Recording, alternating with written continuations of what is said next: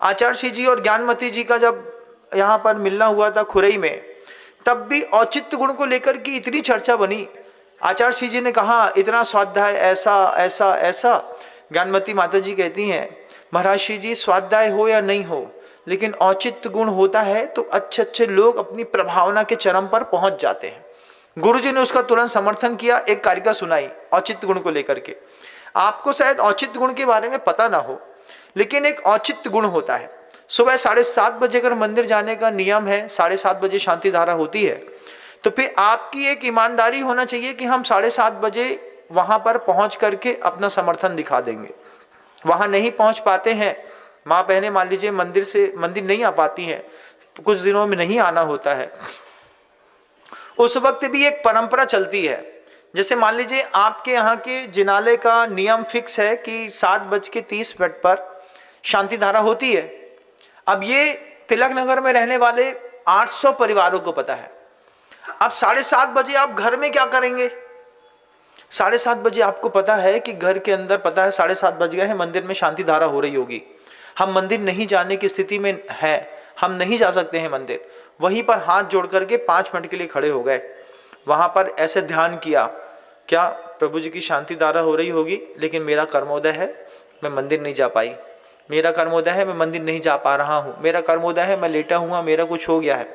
लेकिन 7:30 बजे क्या आप अपने घर के अंदर 5 मिनट के लिए हाथ जोड़ करके खड़े हो सकते हैं? इसमें कुछ ज्यादा मेहनत नहीं लगेगी, लेकिन आपके जीवन का एक रंग बदल जाएगा।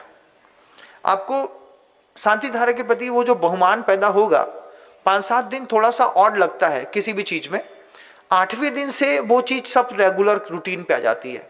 अभी आपसे बोला जाए, जैसे आप कुर्ते पहन करके आए हैं, देखिए आप लोग जितने भी लोग कुर्ते पहने हैं उसमें से मैक्सिमम लोगों के पास कलर है कि नहीं? हमने जब पहली बार ब्रह्मचर्य लिया था, तो जब हमने कुर्ता पहना था तो उसमें भी कलर थी। आचार्य जी ने हमारा पूरा वस्त्र देखा। अब वस्त्र देकर के गुरुजी बोलते हैं एक काम करो, गोल गले वाला कुर्ता पहना करो। हमने कहा ठीक है। अब गोल गले वाला कुर्ता पहने तो लगे नहीं कि अपन इंसान है, वो ऐसा फीलिंग ही नहीं आ रही थी कि कुर्ता पहने हुए हैं। ऐसा लगता था जैसे गले का मंगलसूत्र कहीं गायब हो गया। हाँ, मतलब पुरुषों में भी रहता है, ऐसा नहीं माँ बहनें बस पहनती हैं, पुरुषों में भी रहता है। पुरुषों में क्या रहता है, ये जो कॉलर पहन करके चलने की स्टाइल है ना, ये अपने आप में एक अहंकार को प्रदर्शित करती है। आचार्य जी ने हमको देखा, हमसे कहते हैं गुरुजी ये गोल गले वाला कुर्ता पहना करो, ये अच्छा रहता है। हमने कहा जी गुरुजी। अब गोल गले का कुर्ता पहन करके मेंटली उसको एडजस्ट करने में 3 दिन लगा। है तो कपड़ा ही सर ढकने के, शरीर ढकने के काम में आता है, लेकिन हम जिस स्टैंडर्ड का पहनते हैं उस स्टैंडर्ड से नीचे पहनने पर आचार्य जी ने वस्त्रों के माध्यम से भी अहंकार को कम करने की एक कला सिखाई। हम वस्त्रों के माध्यम से भी अहंकार को पुष्ट करने की कला सीखते हैं, इसलिए हर रोज हमको एक नया ब्रांडेड चीज चाहिए होती है।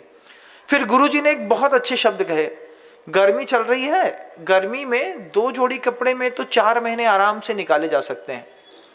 हम ऐसा देख रहे थे, हमने कहा 2 जोड़ी में 4 महीने कैसे निकलेंगे गर्मी में?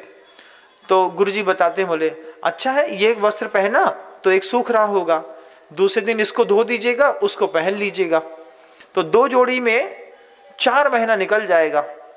एक बार अच्छा गुरु आपको प्रॉपर तरीके से, इसको कहते हैं परिग्रह परिमाण व्रत।